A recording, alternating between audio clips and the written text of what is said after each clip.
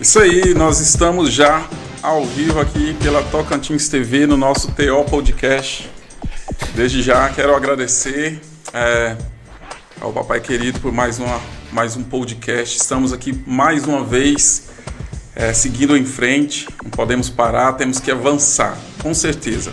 E você que é nosso ouvinte aqui da Tocantins TV, assim que você for entrando na nossa live, já vai compartilhando, porque isso é muito importante para todos nós. E hoje é muito especial porque a gente vai estar falando sobre pais e filhos nos dias atuais. Por que dias atuais? Mudou do tempo para cá? Não sei. Vamos bater um papo aqui com dois psicólogos que os caras entendem muito, eles entendem muito desse assunto e, claro, eu estou aqui para aprender, né? Porque quando a gente aprende, a gente eleva o nosso nível um pouco mais. Ok? Então vamos lá, vamos bater um papo. Eu quero apresentar aqui a psicóloga Eliana Tarício. É isso mesmo, Eliana? Isso, certinho. Acertei! Acertou. Que nome chique, hein? Tarício. Tarício. Você não é de Tocantins, é? Eu sou de São Paulo. São Paulo? Isso. Já mora aqui há quantos anos? Aqui? Jundiaí, São Paulo, mas eu vivo entre dois amores porque eu já estou em Palmas há 17 anos. 17 anos em Palmas. Muito bom, Isso. Que legal. E também nós vamos aqui conversar com o Dr. Heraldo Tossi. É isso mesmo, Tossi. Falei certo, doutor? Tosi. Tosi? Tosi. Heraldo Tossi. Pegadinha. Seja muito bem-vindo ao nosso TO Podcast para bater um papo. Obrigado. Gente, muito bom. A gente vai falar sobre pais e filhos nessa atualidade, né? Os comportamentos que estão acontecendo hoje em dia. Mas eu não posso deixar mais uma vez pedir para você compartilhar. Aqui o pessoal da nossa técnica aqui já está mandando o link. Eu já vou compartilhar com você também, Eliana. Para você mandar aí para os seus familiares, amigos, aquelas pessoas que te acompanham. Doutor Heraldo também.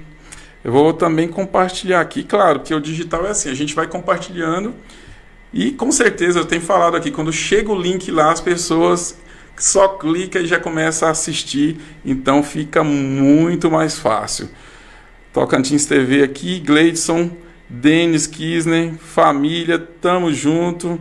Mais um podcast. Eu vou compartilhar aqui também com a minha esposa, Luísa, pedagoga. Ela gosta muito do assunto que a gente vai bater aqui, o papo que nós vamos ter aqui hoje, então eu não posso deixar de compartilhar com ela.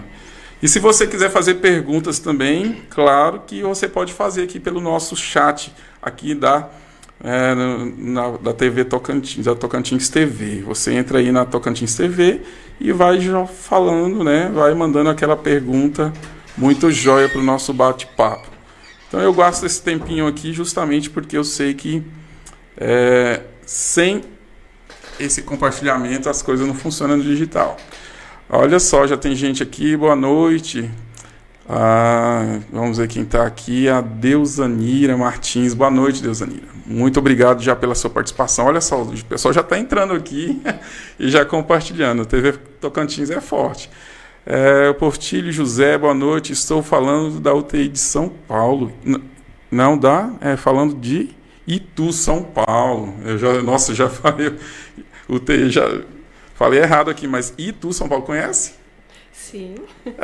Por acaso você conhece essa pessoa? Não. Não? Temos paulista aqui na área. Olha só que legal. Ivanilde Souza, obrigado, boa noite. Seja bem-vindo, obrigado por estar aqui compartilhando com a gente. Manda suas perguntas, tá? Boa noite, sou de Trindade, Goiás. O Éder, Luiz. Já fui em Trindade, Goiás. Sou goiano. Que legal. Márcia Dias, boa noite também. Olha só, muita gente já ligada aqui ao vivo no nosso TO Podcast. Bom, mas a nosso bate-papo então é pais e filhos nos dias atuais aqui no nosso TO Podcast.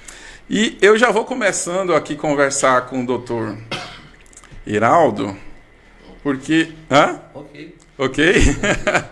Porque ele, segundo ele, já tem mais de 30 anos de profissão nessa área, né? Sim. Sim, o senhor falou que é 35 ou 30? Não, que eu estou dentro da área da psicologia desde 85. Desde 85. Isso. Faz as contas. Atuando há 31 para 32 anos. Atuando para 31 para 32 anos. E esse movimento da psicologia começou em que ano?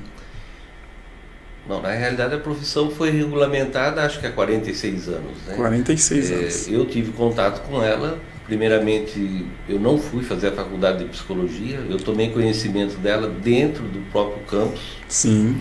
Aí eu me reinscrevi, prestei vestibular novamente e para poder cursar a psicologia. Sim. E assim, aí isso me fascinou e eu vim participando dessa história e de todos os movimentos que foram ocorrendo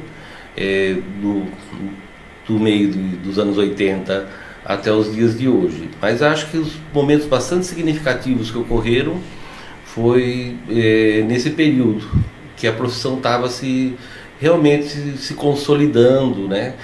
Se aprendendo, se descobrindo, e nós começamos a questionar até os sistemas de avaliação que vinham de fora e o que nós éramos realmente, a nossa cultura, a nossa formação. Então acho que foi bastante legal todo esse movimento, né? Sim, sim. Sim. Que legal. Então, já que eu perguntei para você, eu vou perguntar para a Eliana também. A doutora Eliana, quanto tempo a senhora está na psicologia, nessa área? Então, uma bebezinha perto dele, né? 5 anos. 5 anos. Indo para 6 anos. Que legal. Então você já colou com ele já para pegar um pouco de... Nada, ele que colou comigo. Ah, Um dia contamos essa história. Pode ser hoje. A questão é assim, né? Quando eu vim para o Tocantins em 2015, eu tinha a ideia de parar. É mesmo? Eu tinha a ideia de parar. Mas ela pegou e te conheceu? Não consegui. Eu estava numa fazenda, já fazia acho que um mês que eu estava por aqui. Apareceu 2 pessoas e começaram a conversar. E o que você fala? Eu falei, nós temos lá uma casa de apoio para recuperação de ex-usuários e tal. E a gente vinha fazendo um trabalho já há uma década, sempre de modo voluntário nessa área, sim. né? E acabei me envolvendo novamente e não tive como fugir. Me acharam lá no meio do mato. Olha só, no meio do mato. No meio do mato. Ele queria fugir, Eliana, para cuidar dos gadinhos, então, das galinhas, do quintal. Mas eu não faço parte dessa história, desse negócio de achar. Não, mas é interessante que ele... Não, mas foi antes de encontrar lá. Aí, Sim. quando eu resolvi voltar para a questão clínica, qual que era a preocupação? Sim. Encontrar alguém, porque sozinho é muito complicado, encontrar alguém que fosse legal se relacionar no ambiente, que fosse tranquilo, a amizade. Então eu não estava procurando necessariamente um lugar, eu estava procurando uma pessoa, né? Sim. E aí a gente acabou conversando, né? E deu muito certo, tem dado muito certo. Eu acho que a gente se respeita muito no ambiente de trabalho, Que e isso bom. é que é muito importante. Qual que é o nome do espaço de vocês? Na verdade são 2 empresas. Ah, tá. Ela é uma empresa e eu sou outra. É porque assim, funciona dessa forma. Você pode Assim, ser hoje é normal no meio do empreendedorismo, né? Você tem um lugar onde tem várias salas, vários consultórios e de comum acordo pagam um aluguel ali, né? Cada um tem seu alvará e assim... O espaço compartilhado, mas o trabalho individual, né? Exato. Ah, que legal. Então, cada um constrói a sua clientela, o seu know-how mesmo. Que legal. Fazer uma pergunta para vocês. E eu quero que, claro, os dois dêem a opinião. Hoje, né, a gente tem visto falar muito dos problemas que os pais estão enfrentando, justamente agora com o decorrer da pandemia. Então, eu queria até que vocês compartilhassem um pouco. Talvez vocês tenham atendido muito pais e filhos nesse momento, né? E é interessante porque tem até memes, o pessoal no Brasil é engraçado, o trem tá ruim e eles estão rindo, né? Você faz meme com tudo aqui. Mas assim, dizem que o pai, de repente, começou a pandemia, ele teve que trabalhar em casa, por causa da pandemia, o home office, o famoso home office, trabalhar em casa. E aí, de repente, ele deparou que ele tinha um filho, porque antes ele só via o filho de manhã e quando chegava em casa, na hora de dormir. Aí, de repente, ele deparou cuidando do filho dentro de casa e trabalhando. Ele se deparou tendo que ajudar o filho com os trabalhos escolares, né, o estudo. Ele teve que acompanhar o filho na pracinha para brincar, ou seja, ele virou um pai mais presente coisa que ele estava até desacostumado. E a pergunta, eu queria que você falasse um pouco disso, porque vamos imaginar que eu chego em casa e falo, cara, eu tenho 3 filhos, eu tenho 2, eu tenho 1, e está dando muito trabalho, eu tenho que cuidar disso, agora eu tenho que ajudar nas tarefas, agora eu tenho que... Houve assim, tudo. Eu, inclusive, vi várias reportagens, né, de mães falando quanto é difícil. Agora sim eu dou valor às professoras, porque quanto é difícil ensinar um filho, eu não tenho paciência. E aquele relacionamento meio, sabe, de conflito em casa, né, a família toda reunida, mês a mês ali, e acaba gerando vários conflitos ali dentro de casa, né. Os pais não estavam preparados para lidar com isso. Vocês têm encontrado famílias nesse aspecto? Você tem atendido família nesse aspecto? Pós-pandemia? Eliana? Quer falar? Fala primeiro. Tá. Eu acho que a pergunta é bastante ampla, né? Sim. A pergunta é bastante ampla. Em termos de estar encontrando famílias, eu também sou pai. Né? Eu também sou pai. Quantos filhos você tem? 4. 4? O mais velho tem 32 e o mais novo 10. 10. Olha aqui. Então é diferente. bastante. Existem outras histórias. Né? Então o que acontece é o que eu vejo. Nós realmente estamos passando por uma situação bastante grave. Sim. Essas crianças, dependendo da idade em que foram afetados, Sim. os prejuízos são reversíveis, mas a custo de muito trabalho. Sim. Essas experiências que os pais tiveram que passar também tiveram um custo bastante alto, estão tendo um custo bastante alto.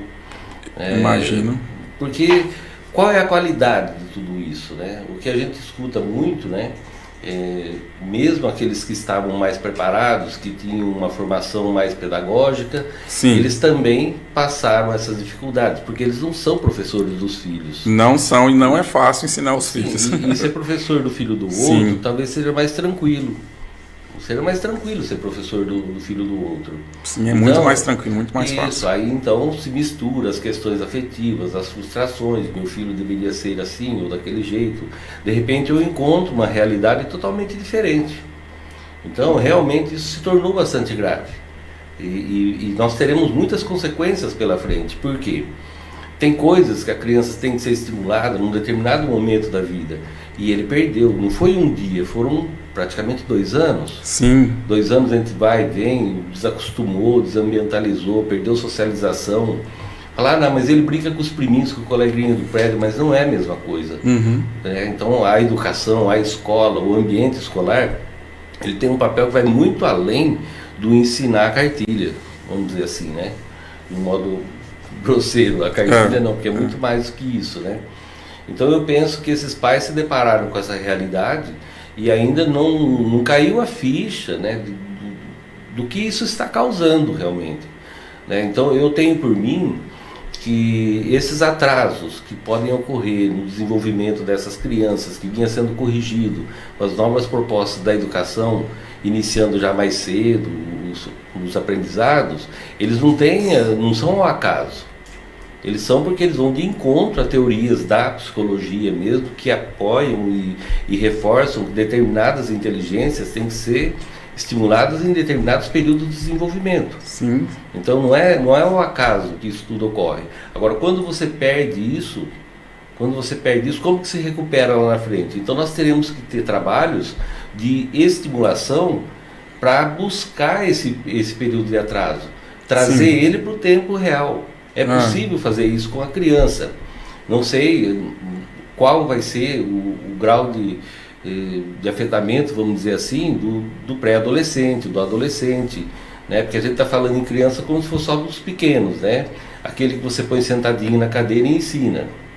Mas de repente a coisa é muito mais ampla, né? Sim, sim. Então é uma pandemia. É uma pandemia. Houve isolamento, houve todo um pânico criado na sociedade, houve toda uma mudança de valores. Então tudo isso está incutido nessas crianças. Talvez eles não tenham muita percepção do que está acontecendo, mas eles terão as consequências do que está acontecendo. Uns para melhor, outros para pior, não sei, né? O que a gente não precisaria fazer é iniciar um trabalho de avaliação sério para verificar quais são os prejuízos. Voltamos às aulas agora, acabou tudo. Não acabou.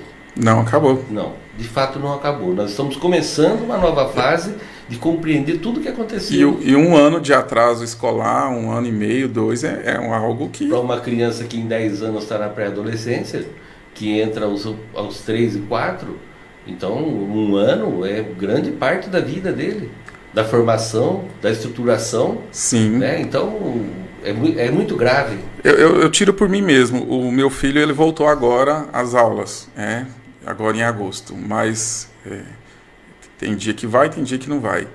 Mas ele já estava acostumando a assistir as aulas online e ele estava preferindo não querer ir mais para a escola. Muito mais tranquilo? Eu falei, não, pai, eu prefiro ficar aqui, continuar em casa e tal, mas eu falei, não, você precisa Zona de conforto, socializar. Né?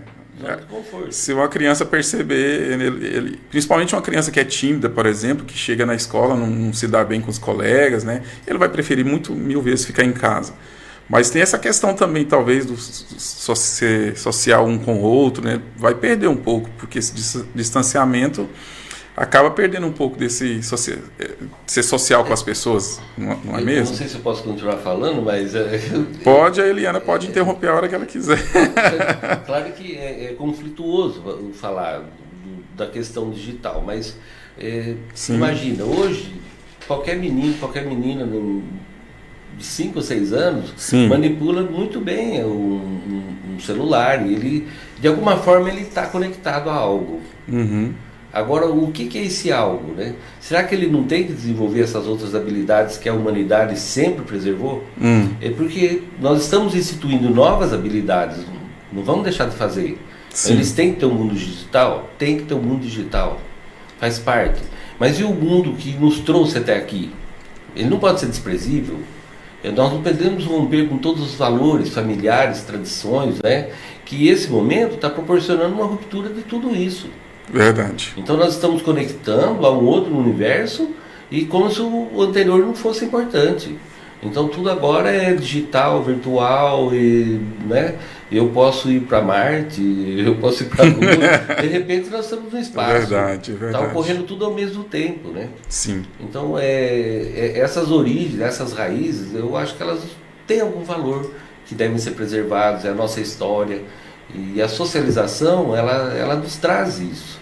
Ela faz superar essas dificuldades, né? Só mandar uma boa noite aqui para Edna Machado, tá ligadinha aqui no TO Podcast. Obrigado pela sua audiência, Edna. O Jaxael Pablo. Boa noite, amigos. Boa noite, cara. Ele que tá sempre ligado aqui na Tocantins TV, no TO Podcast, parceiro nosso aqui. Iranildes Moura, boa noite, boa noite. Seja bem-vindo à nossa live da Tocantins TV, TO Podcast. Aí, alguém tá falando aqui, Denis, dá um gásinho no áudio aí, que tá falando que tá um pouco baixo. Sim, já melhorou ali, né? Ok.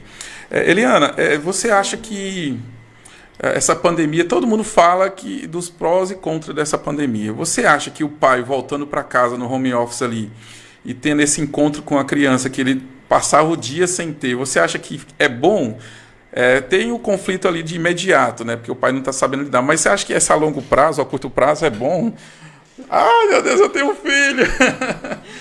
Calma aí, vamos falar. Sim, eu vou responder, mas eu ainda quero da sua primeira pergunta, pode ser? Sim, claro. Mas eu vou responder. Nós temos realmente conversado muito na clínica sobre essa questão de... E agora, né? Depois, né, de tudo, qual foram... Na verdade, o que foi afetado, né, nesse desenvolvimento das crianças.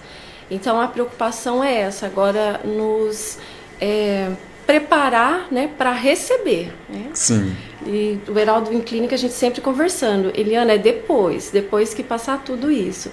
E durante o período, e agora ainda tem chegado na clínica casos, né? Então, assim, as crianças com transtorno de ansiedade mesmo, apresentando, né? Sim. Isso é a demanda que vem dos pais, né? E depois nós vamos identificar o que realmente está acontecendo. Mas aí os pais chegam falando assim, não, meu filho está totalmente ansioso. Não, minha filha, ela está com transtorno de ansiedade, né? E foi depois de tudo isso. Então, assim, assim, tanto durante agora nesse período, é isso que nós temos ouvido dos pais, né? E nós estamos assim, se policiando e se preparando para a gente administrar. É novo para todos, né? É novo para todos. A resposta de tudo é novo para todos, né? Então nós vamos, né, pensando em metodologias, estratégias para poder fazer um trabalho de excelência agora, né, com os resultados negativos de tudo isso, desse isolamento. E o isolamento, por exemplo, para uma criança, um adolescente que tem predisposição à fobia social, foi, né? Então, assim, eles não querem de forma alguma agora ir para a escola, né? Voltar para a aula presencial. E muitos estão eufóricos e, assim, a gente já percebe, os que estão em acompanhamento, que houve já respostas positivas deste retorno, né, para a aula presencial, mesmo sendo em dias alternados, né, como alguns colégios determinados. Me parece que os pais falam assim, meu filho, eu também conheço alguns casais, meus filhos estão muito ansiosos, muito, né, você falou... Nós temos, transtorno de ansiedade. Transtorno de ansiedade. Mas será que já não era? Então. E os pais só agora perceberam, por esse convívio mais próximo? Existe a questão, né, da predisposição. Aí você também perguntou algo aqui que eu fiquei, nossa, eu preciso responder. Vamos responder. Que você falou da questão dos pais, né, que passaram a ensinar os filhos. Eu achei assim, bem interessante mesmo que alguns pais, eles chegaram assim estressados na clínica, né, falando assim, nossa, quando liberou o atendimento na clínica, nossa, que bom, pelo menos a gente está saindo de casa para vir aqui, né, e aqui vai ser o meu descanso. 50 minutos, né, 60 minutos, aqui vai ser meu descanso. Então a mãe falava que ali era o momento de descanso, né, e eu percebi assim que a criança, ela estava assim aguardando mesmo aquele momento até de retornar ali para os atendimentos presencial. Mas o que eu achei interessante foi que ver nos pais, né, que muitos que não tinham habilidade, eles foram em busca dessa habilidade de poder ensinar os filhos, né? E uma outra parte que eu achei assim, eu sou pedagoga também, eu não atuo, né, não trabalho, né, na área da pedagogia, mas eu sou pedagoga e o que eu achei assim incrível foi a valorização agora, né, do educador. Eu achei isso máximo, né, de ouvir os pais falando, olha, o professor, o educador e tal, que trabalho. Então, assim, houve, né, e eu acredito que não vai mais, que foi um marco também para a área da educação. E, assim, são os pontos positivos também, isso, já, né? Os pontos positivos. E a área da educação, ela também cresceu em tudo isso, porque, na verdade, não havia preparação para o que foi proposto, né? De muitas escolas não havia essa preparação. E, então, é isso. Então, pode falar dos pós e contras aí da pandemia. Não, depois você fez uma outra pergunta. Sim. Qual é? Eu já fiz um passo. Você já esqueceu? Eu fiz a pergunta sobre... desse pai, né? Ele ir trabalhar em casa, né? Isso, no home office. Aí deparar que tem filhos, né? Para cuidar ali, acompanhar. Então, você acha que... A pergunta foi, você acha que isso é positivo?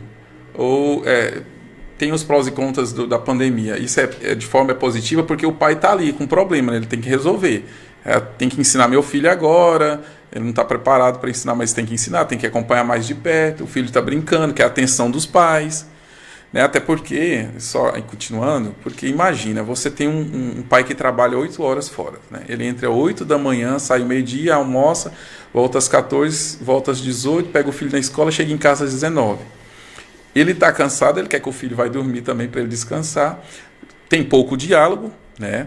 Ele está com pouco diálogo com os filhos, ou seja, está com algum problema ali para lidar. Ele não estava acostumado com essa didática toda, com esse, né? Agora ele tem que dar mais atenção para o filho. E eu te perguntei se você acha que isso é bom. Talvez ele está sofrendo um pouco, mas é bom porque ele está mais perto com o filho. Ele vai ter que abraçar mais o filho. Assim, dentro de mim parece que é bom demais, mas você acha Você acha que o filho tem que distanciar um pouco, a hora tem que chegar mais próximo? Entende? Então, a experiência eu não vivenciei, né? Sim. Então, assim, com este olhar de fora, eu acredito que foi bem estressante, né? Eu reconheço o estresse de muitos pais que eu ouvi, né? Porque eu tenho que dar uma resposta para o meu trabalho. Sim. Né? Então, é bom estar com o filho? Lógico que é bom, é maravilhoso estar com o filho. Mas no momento que ele tiver que entregar, né, o trabalho, dar resposta ao trabalho dele, porque ele está trabalhando em casa, então eu não sei como ficou essa relação. Ela ficou, na verdade, um pouco estressante. Isso é o que eu ouvi em clínica. Né? Então, sabe o que eu penso também? Eu vou falar de mim, né? Porque é bom a gente falar da gente, expor a gente. Eu não sou um bom pai. Eu acho que não tem bom pai. Todo mundo erra. Até eu lembro uma vez, antes de logo que casei, né? Uma pessoa me falou assim: Marcos, é o seguinte, a gente falava muito sobre criação de filhos, né? Aprende um pouco como criar seu filho, lê o livro tal. Mas uma pessoa me disse algo interessante na prática, né? Ele falou assim: olha, não tem curso para ser pai. Você vai ser, na hora que nascer o primeiro, o curso começa, vamos dizer assim. O curso seu de ser pai vai começar quando nascer o primeiro filho. E, de fato, eu acredito que é um pouco assim. Eu sei que a gente aprende lendo um livro, com a experiência do outro, isso a gente não pode negar. Mas a gente aprende na prática. Eu, como pai, eu acho assim, por exemplo, eu tiro sempre um tempo de abraçar meu filho, às vezes meus filhos, né? Às vezes eu vou para a cama, abraço ali, deito um pouquinho, espero um tempo para o soninho começar. Faço questão de almoçar na mesa com os meus filhos, batendo papo, um pegando no pé do outro. Você percebe aí? Uhum. Modelo? Então, eu tenho um modelo, entendeu? Modelo, na hora do almoço, aquele tempo que eu dedico. Justo. Mas eu fui construído para ser provedor, né? Tanto a mulher como o homem. Trabalhar aqueles X horas, pôr as coisas dentro de casa, né? Então, não fui construído para estar o tempo todo junto com os filhos fazendo isso. Uhum. Talvez 2, 3 gerações atrás os filhos ficassem junto com os pais na roça, embaixo do pé de café, que fosse, trabalhando, né? junto ali, né? Junto. Mas hoje não, a nossa geração moderna nos educou a ser provedores. Então aí eu encontro o tempo na hora do almoço, eu estou lá à tarde, eu deito e tal, não sei o que. Eu sou o cara, né? Mas é um modelo, Agora, de repente, você destrói todo esse modelo. Vamos reconstruir agora. Vocês têm aí 60 dias para aprender um curso rápido agora novos pais. Então ficou complicado realmente. O nível de estresse. Novos pais foi bom. Novos pais, né? Novos pais. Tipo assim, né? Em 60 dias você teve que reaprender tudo. Uhum. E você acha que conseguiram? Não, o índice de divórcio subiu, um monte de coisas aconteceram aí pelo caminho, né? Que mostrou que as pessoas não estavam realmente preparadas. Tem o tempo de estar junto e o tempo de preparar? É isso que você de estar junto e o tempo de não estar junto? Eu acho que faz parte. Vamos dizer, uma criança com a atenção de 2 pessoas não supre a necessidade dela. Ela tem muito mais necessidade, muito mais fome do que isso. Então ela requer, antes tinha o quê? Os tios, os avós, as tias, os primos, tal. Então existia todo um grupo familiar maior e muito próximo. Sim. Né? Então, vamos dizer, dos 100, 200 anos atrás, vamos pensar isso daí. Se nós pensarmos hoje no modelo de família moderno, que é bem nuclear, pai, mãe e 2 filhos, né?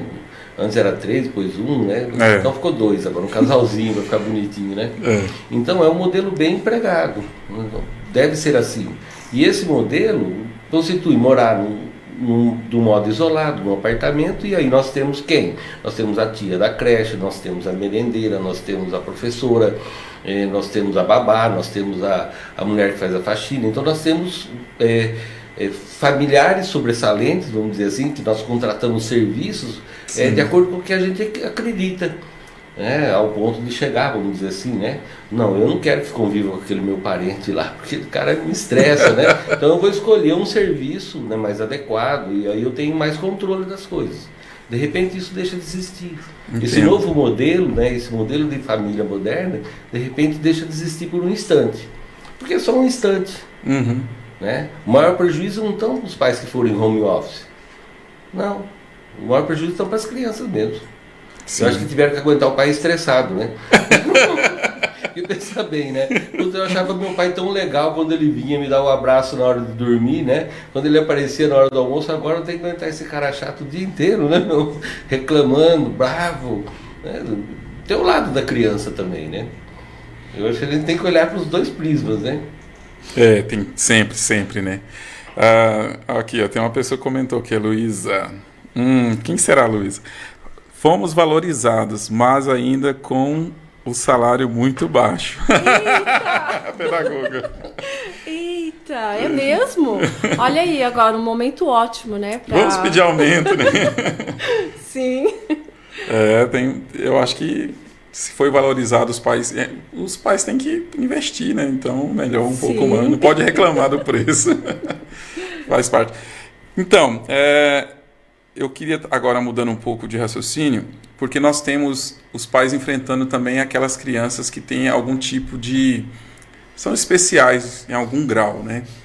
E até uma pergunta, que a gente estava em off conversando um pouco antes, porque alguns artistas têm colocado em foco os seus filhos, né? Filhos com autismo, filhos especiais, né? E tem tido propaganda a respeito dessa inclusão. Alguns governos, algumas escolas têm até colocado profissionais para tomar conta dessas crianças como auxiliar de sala, né? Ou seja, de um tempo para cá a gente percebe que isso está mais em foco, né? Como lidar com crianças especiais, vamos incluir essas crianças, vamos dar um pouco mais de apoio. E aí eu quero perguntar para o senhor, porque o senhor falou que tem um tempo mais de experiência, parece que está em foco agora, né? Abriu, né? A TV está mostrando, o rádio está mostrando, a internet está mostrando. Mas foi de agora que essas crianças do nada começaram a nascer crianças especiais? Ou desde então? Como que é essa... Não, me esclarece um pouco disso aí, só que tem experiência há um tempo. Estatisticamente, 10% das crianças apresentam algum problema especial, vamos dizer assim, né? Desde então, desde Sim, sempre? Sempre. 10, 20, 30, 40 anos atrás. Quem teve ligado na área da educação sabe disso, quem foi professor há 30 anos atrás sabe disso, sempre tem uma porcentagem, uma parcela da sala de aula que apresentava dificuldades. O que nós não tínhamos é diagnóstico. Nós não tínhamos diagnóstico. Nós tínhamos o hábito de, quando era uma situação mais grave, colocar nas instituições de segregação, que seriam os serviços, né? Anteriormente... Quais instituições? Olha, antes dos serviços, era o chamado paradigma da exposição ou isolamento. Então mandava para uma espécie de sanatório, onde as deficiências, né, graves ficavam isoladas. Ou ficavam em casa, isoladas, em quartos separados, ninguém sabia, porque havia uma visão social de que se aquela pessoa teve um filho com esse problema, vamos dizer assim, Sim. Era um tipo de castigo. Era assim que era visto. Era um tipo de castigo. Então aquela mãe, aquele pai está sendo castigado por algo que fez, ou coisa desse tipo assim. Então não era compreendido, né, que aquilo realmente pode acontecer, uma questão genética, Entendo. é uma síndrome, né? Depois veio os serviços, que são um exemplo clássico, são as APAES. Né? Tem Sorri Brasil, APAE e tal, tem algumas aí, né? E outras que surgiram pelo caminho. Mas o mais clássico seria a APAE. O que ia só o síndrome de Down? Não. Outras síndromes também acabavam dentro das APAES. Poderia entrar aí nesses espaços os asilos também que recebia, as freiras, eu lembro as um pouco APAES disso. tinham um limite de idade para... Sim, os asilos eram isolamento, esse era o modelo anterior. As APAES iam e voltavam para a escola, para casa, né, como se fosse uma escola. Acontecia muitas vezes do menino fazer 20, 30 anos e ficar lá dentro. Né? Então ele era um adulto que continuava recebendo a atenção e os cuidados, porque não tinha para onde ir. Então esses eram os serviços. Quando surgiu nos anos 90 a hipótese da inclusão, que seria o paradigma da inclusão, então os serviços deixam de existir externamente e passamos a incluir essas crianças, vamos dizer assim, esses adolescentes, na escola, a participar da escola. Então aí se torna mais evidente a problemática. Ah, sim. Né? Mas antes não, a criança apresentava lá. Antes nós não tínhamos tanto diagnóstico do autismo. Não tínhamos porque não sabíamos. Então só aquele caso mais extremo é que a gente compreendia que era autismo. Senão ele passava por uma questão de atenção, ou era uma oligofrenia, uma deficiência mental leve. Os diagnósticos iam por aí. Os testes também mostravam por aí. Então nós não tínhamos estudos assim mais aprofundados para compreender algumas síndromes. Então o que acontece é assim, que estava sendo construída a ciência está sendo construída. Não é só a tecnologia digital que avançou. Sim, claro. Não, outros estudos que existem também avançaram nesse período. Então você pega em 30, 40 anos a tecnologia digital saiu do nada e foi lá para o espaço. Né? Assim, outros conhecimentos dentro da humanidade também conseguiram avançar. E hoje nós temos diagnósticos, né, que são mais precisos. E temos prognósticos que são mais precisos. Tem um diagnóstico diferencial que vai evidenciar a diferença de uma criança e outra numa problemática. Com o mesmo diagnóstico de partida, nós conseguimos diferenciar necessidades individuais. Sim. E fazer um prognóstico mais próximo, né? Saber como atuar, claro, em cima daquela problemática. E hoje está em alta porque de repente se deparou, né? Nós temos aí muito espectro, né? Todo mundo tem espectro. Como o senhor falou, parece que antes era aquele medo, né, de expor o filho com esse problema. Sim. Porque era acusado, foi um castigo de Deus. Sim. Ou eu lembro também, estou falando aí, vai clareando a mente aqui, das parteiras falando, teve um parto difícil, o menino nasceu com cordão umbilical, não respirou bem na hora de nascer. Gerava paralisia cerebral. E aí, então tinha vários casos assim de boca, sim, né, que se falava, não tinha um diagnóstico científico, mas expunham de família para família. Porque a paralisia cerebral é um quadro extremamente complicado, porque a criança muitas vezes tem a inteligência normal, ela tem a compreensão do desenvolvimento, mas ela tem todos os reflexos do corpo paralisado, né? E ocorre o quê? Às vezes por um parto difícil, uns minutos que passa do horário de nascer, vamos dizer assim, né? Sim. Então, de um procedimento, às vezes errado, de uma intervenção errada do médico, né? Que fala assim, vamos esperar mais um tempo, tal, né?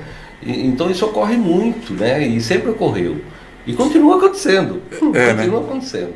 Toda a tecnologia que tem continua acontecendo. Quando nascia algumas crianças assim, era tantos casos, né? Assim, claro, nos interiores falavam, porque casou com um primo, o sangue é de família, não poderia casar. Aumenta a probabilidade. Então, eu queria muito. Nas síndromes aumenta. É verdade, então. Isso é verdade. Então você aumenta a probabilidade, né, do cruzamento entre primos consanguíneos, vamos dizer assim, caso haja alguma herança genética que predispõe para um quadro de uma síndrome, você aumenta a probabilidade. Isso é probabilidade mesmo. Então tá. Ocorre um aumento, sim. É muito legal. Eliana, você percebe que isso também tem chegado casos para você e você tem que acompanhar esse tipo de pais que têm filhos especiais? E como que é esse tratamento com o pai? Porque parece que o pai ele chega assim meio desesperado, né? Na verdade é um desespero mesmo, porque a gente não sabe lidar, né? E a gente talvez um pouco envergonhado, talvez um pouco leigo no assunto, e aí você fica desesperado. Eu acho que o pai chega com um certo desespero. Penso é por aí mesmo? Ele está desesperado, ele chega pedindo ajuda, como que eu faço? Como que é lá? Então, na verdade, o que ocorre são as informações, né? Então, hoje tem muitas informações. E nem todas as informações estão comprovadas cientificamente.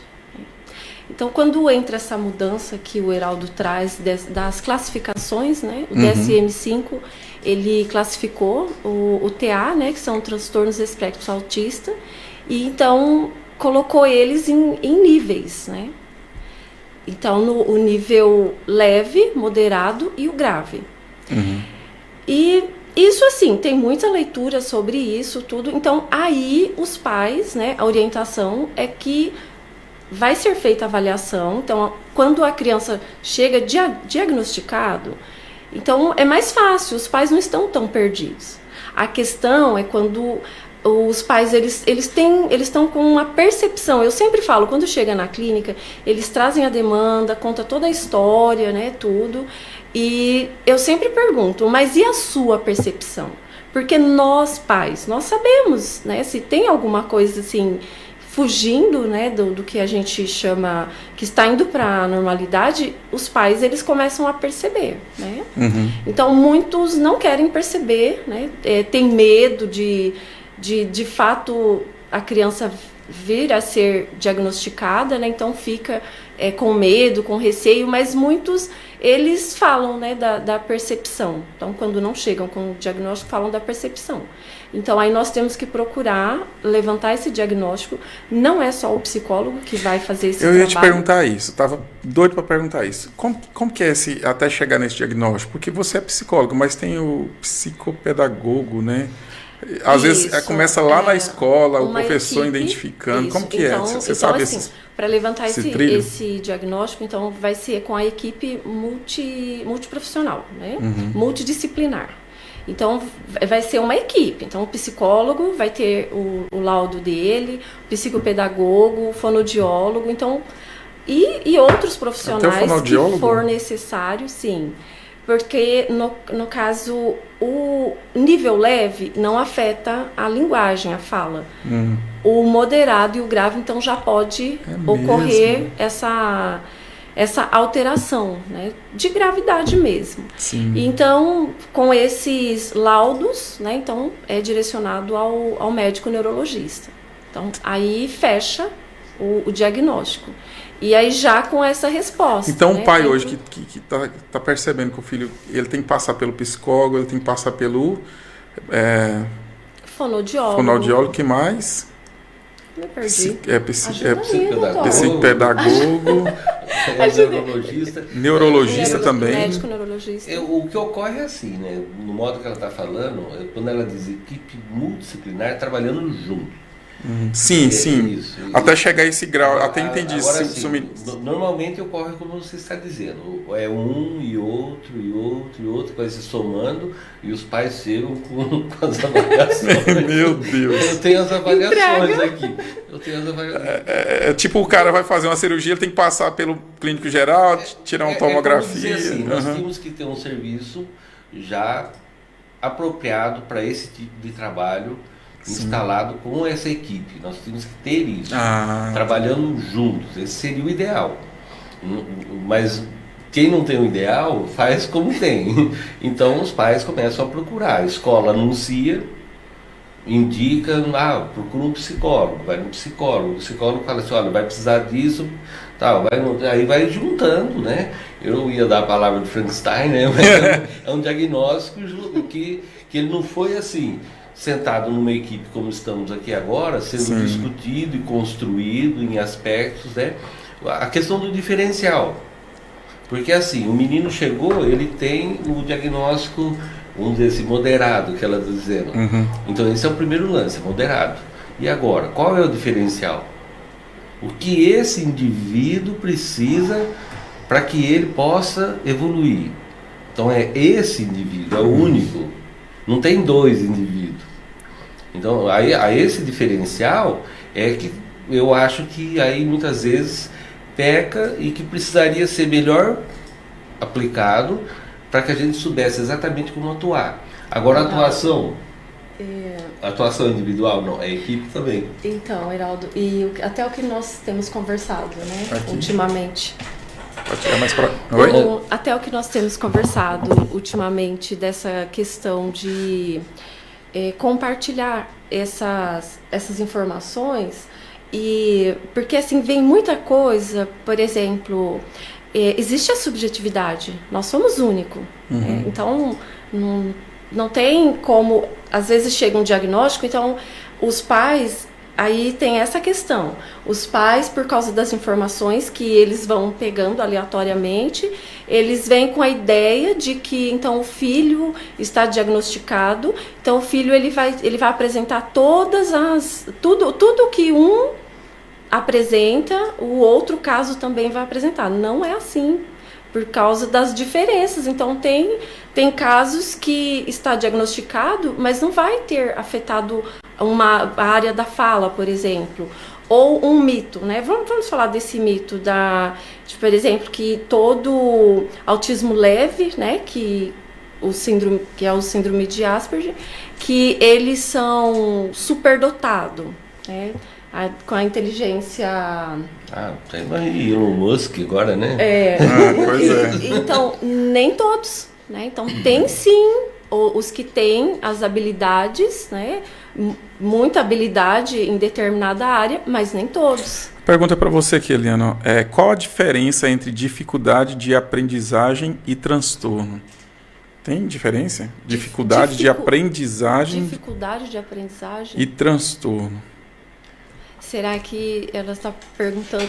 Ele? Ela. Será que ela está perguntando sobre déficit de atenção, dificuldade de aprendizagem?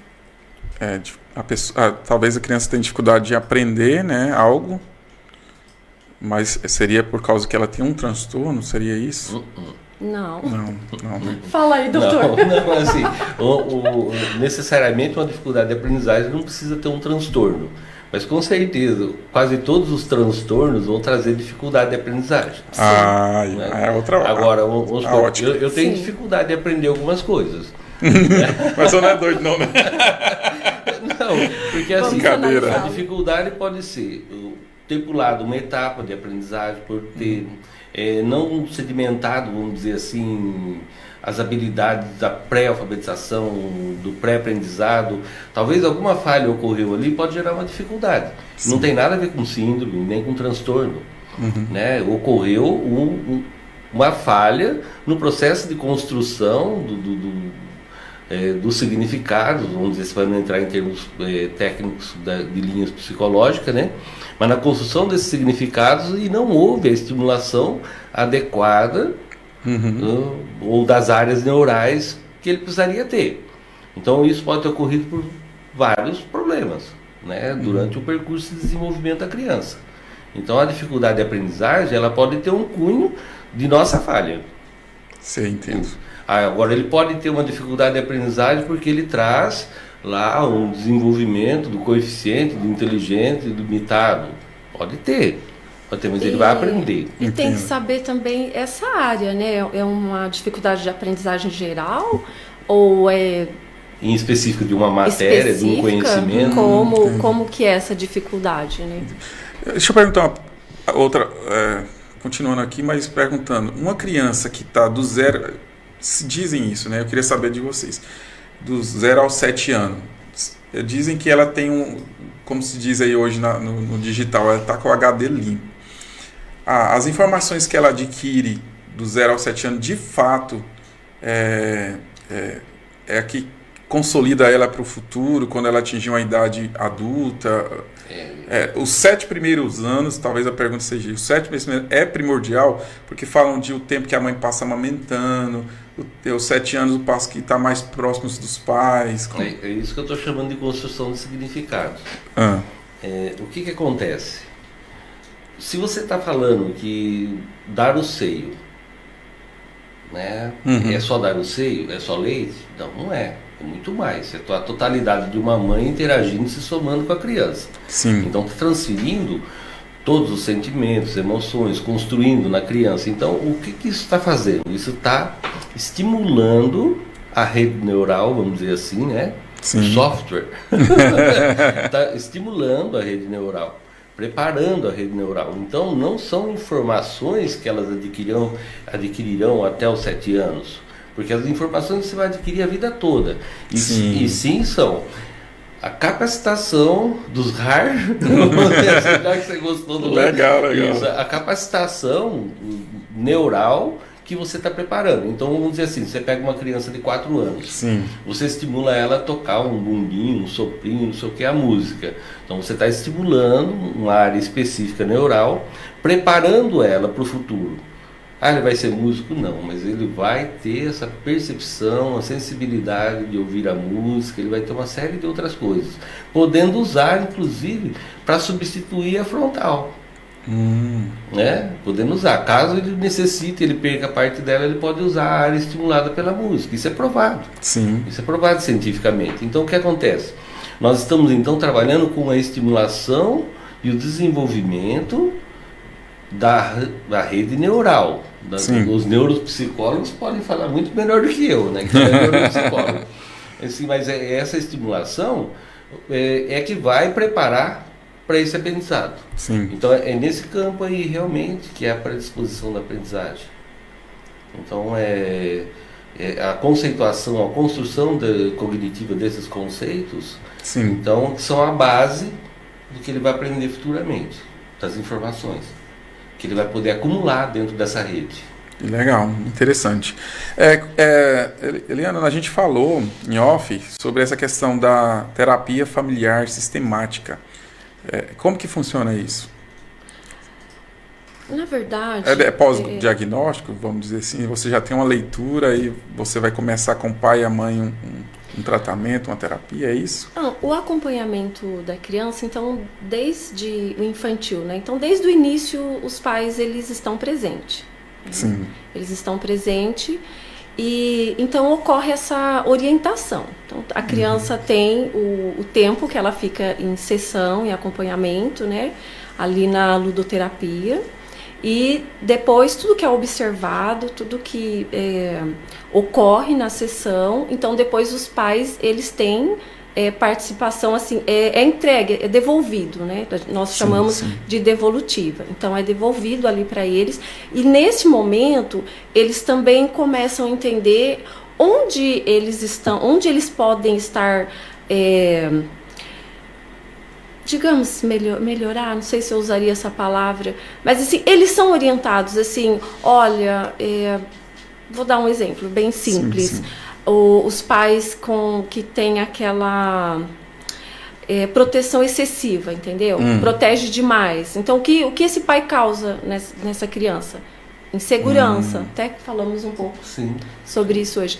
Ele vai causar insegurança. Mesmo? Ele vai causar insegurança nessa criança. Então, assim, aí, então, identificamos. Você percebe a orientação da questão teórica, né?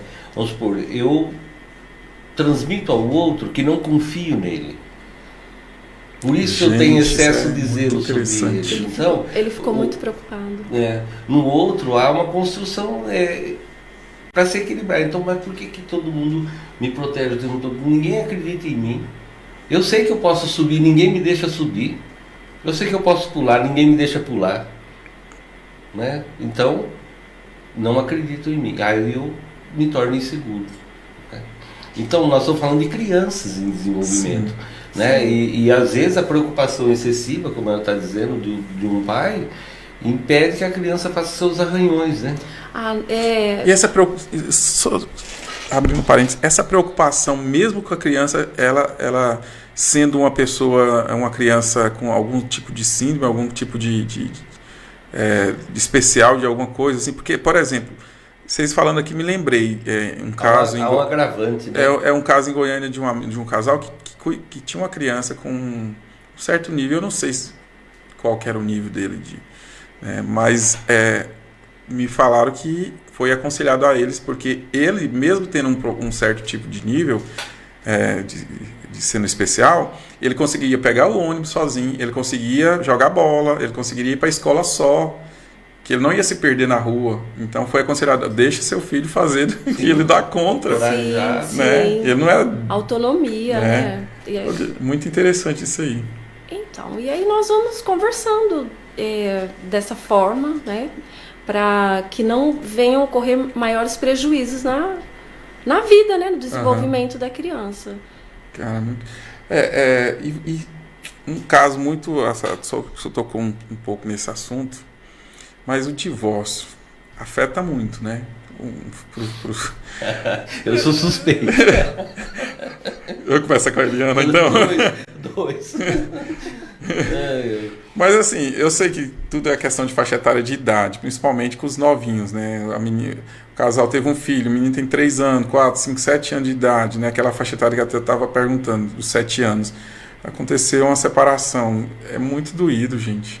Mas vai muito assim. O que acontece? Eu fico preocupado se esse menino vai endoidar no futuro. Não, a questão é a qualidade da relação que ela está convivendo também. Uhum. Se você parar para pensar num casal que não se entende mais, que não se comunica mais, então o contexto do ambiente onde eles estão vivendo não é agradável. E se você pensar que a criança está lidando com tudo isso e está pegando todas essas coisas, então o que é pior? Ou o que é melhor? Então a decisão de 2 adultos, eles não deixam de ser pai, mas deixam de brigar. Então a questão é essa avaliação. Às vezes o casal chega e fala assim, não dá mais, nós temos que... eu posso continuar sendo pai, você pode continuar sendo mãe, fazemos a compartilhada, e a criança vai ter aquele pensamento, meu pai e minha mãe não dormem juntos, poderiam estar juntos, né? Quando sai, agora eu chego lá, tem o pai namorado, a mãe namorada, né? Então mudou o contexto, mas assim mesmo talvez seja mais saudável do que um ambiente de conflitos, né? De desavença, né? Então essas coisas têm que ser avaliado, né? Porque você fala assim, o divórcio, mas qual é a causa? Né? Sim, eu percebo isso. Um casal que às vezes está sofrendo um certo tipo de uma briga assim que tá machucando, não termina mais, né? É um negócio assim que tá ferindo a pessoa, batendo, né? Aí é complicado estar junto. Então. Mas ainda assim eu fico com dó, Eliana. Assim, Marcos, na verdade, o que a criança vai estar vivendo é um luto, né? É um luto, é sofrimento. Então é um luto, é sofrimento. Pois Isso. E então, assim, em clínica eu já acompanhei crianças, né, trabalhando a elaboração da separação, né, dos pais, elaboração de luto. Então, assim, tem respostas diferentes. Por sermos diferentes, então, existem as respostas diferentes. Então, assim, tem o momento que a criança passa que ela se sente totalmente culpada pelo término daquela relação. Então, ela acha assim, foi minha culpa, eu fiz alguma coisa errada. Então, essa parte, ela é bem difícil de trabalhar, né? Mas a criança, ela consegue elaborar, com um tempo de acompanhamento, ela consegue elaborar isso.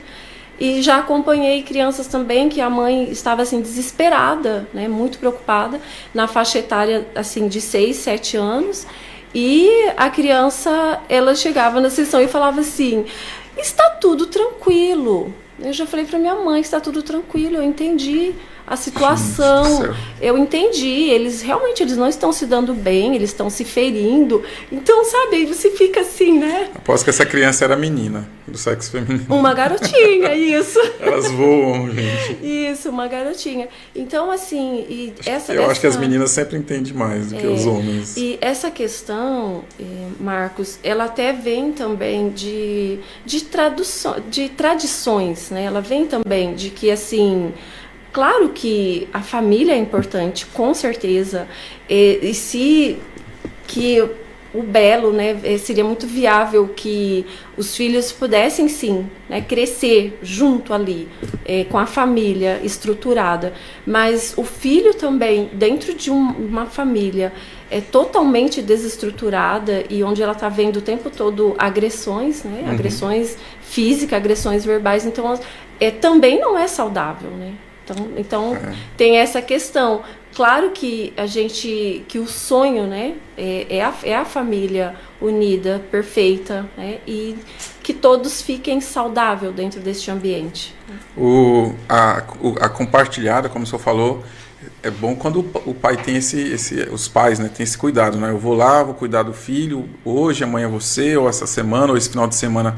Agora eu já vi casos do pai que teve que mudar de cidade, aí passava 3, 4 meses, às vezes só por telefone. Então cada caso realmente é um caso, mas Marcos, Acho que sofre mais. isso. Eu acho que é interessante eu comentar sobre isso também em atendimentos, né, com adultos. Eu ouço muito isso, né? Porque aí eu citei falando de cultura e tradições, né, da família. E eu atendo adultos, né, assim, com diversas dificuldades de elaborar essa questão família, porque, não, eu cresci com o meu pai e com a minha mãe, mas o meu pai, ele não era presente.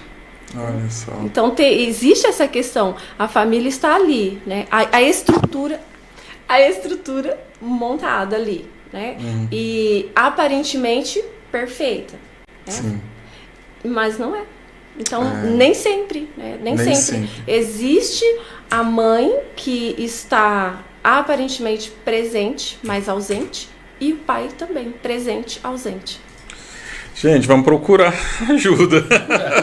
Procura esses dois aqui. Você percebe que às vezes, né, a gente está focando, vamos supor, você diz assim, ó, o pai teve que se mudar, mudou, por quê?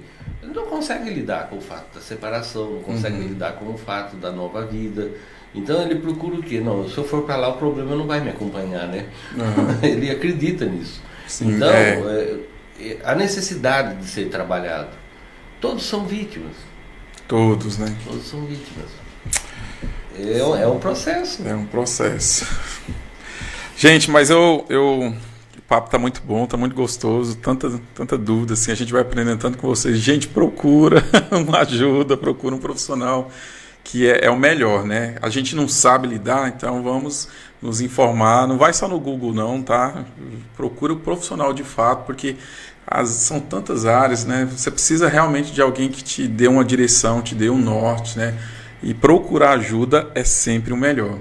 Gente, eu bati um papo aqui com a Eliane Tarício, falei? E também, falei certo? E bati um papo mais também... Não? Tá. Tarício. Fala. Você falou Eliane. Eliana Tarício. Você perguntou, mas eu não ligo. Eliana. E também com É por causa da irmã, né? Por causa, eu falei pra ela antes aqui, gente, que eu tenho uma irmã. Aí acaba ficando na ponta da boca. E o doutor Heraldo Tosi, né? Tosi. Falei certo agora. Muito obrigado pela presença de vocês aqui. Espero poder receber vocês numa outra oportunidade para falar de mais assuntos, né? Mas ninguém avisou, mas já tem mais de hora que a gente está batendo papo aqui, né? E a internet é assim, e o papo vai chegando, as informações vão vindo, as pessoas vão fazendo perguntas, e esse que é o gostoso, né? Esse bate-papo. Mas eu tenho certeza que a gente vai ter novas oportunidades, né? Algo mais a se falar. Quero que vocês deixem aí o boa noite de vocês, né, as suas considerações finais. Cada um começar com o doutor Heraldo aí. Boa noite, senhor. Boa noite.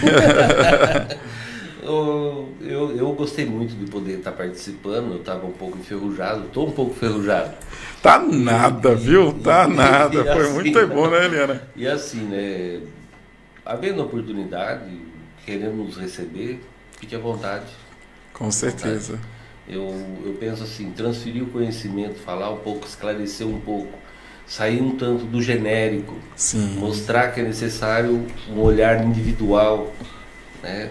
Então, porque o que acontece com o senso comum é o genérico. É o genérico, então tudo vai servir para todos, e não é verdade. Não é verdade, é o olhar do indivíduo, é o olhar do profissional que vai delicadamente, né, buscar a solução para aquele indivíduo. Então, existe uma coisa genérica que nos norteia, mas cada caso é um caso e deve ser respeitado dessa forma.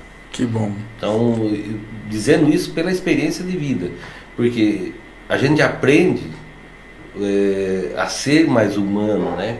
Eu resolvo no outro aquilo que está resolvido em mim. Então, eu preciso crescer junto.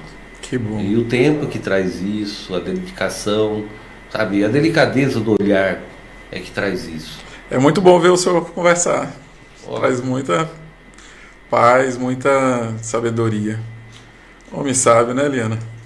Sim. Boa noite. Obrigado por você ter vindo, Eliana.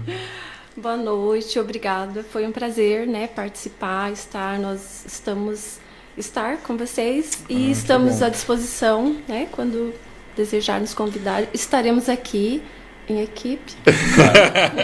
E eu quero falar para os filhos, amem mais os pais, respeitem mais, abracem mais, beijem mais. Pais, amem mais, abracem mais, estejam presente de fato. Presente. Que presente, bom. Presente. Sem ser presente ausente. Presente.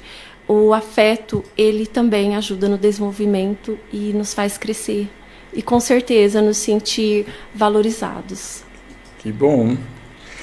Essa aí foi... Pegou pesado. Foi muito bom. Eliana, quer deixar seus contatos do espaço de vocês? Pode ficar à vontade. Telefone, fique à vontade aí. Ok, então nos sigam lá no Instagram, Freedom PC. Meu contato... Posso falar? Pode. Meu contato... Ih, deu um branco. Gente, cadê o contato dela? Eu vou pegar bem aqui. Gente, é porque essa parte ele não explicou. Essa parte ele não explicou. Tá, 92469596. Voltei. Ok. 984629596. Ah, que bom. Quer deixar o do senhor também? Não correu risco. Deixa aí, doutor. Aqui a região é 63, né? 63. Eu acho que é importante porque o alcance nosso é muito próximo, sim, né? Então, 999-17-8584. Ok. Vamos procurar ajuda, vamos procurar esses profissionais. Gente, muito obrigado a toda a audiência do TO Podcast. E essa live também vai estar amanhã no YouTube, @TO Podcast. Não esqueça de ir lá no nosso canal, se inscrever, porque toda semana tem um papo legal como esse aí para levar muita informação a cada um de vocês.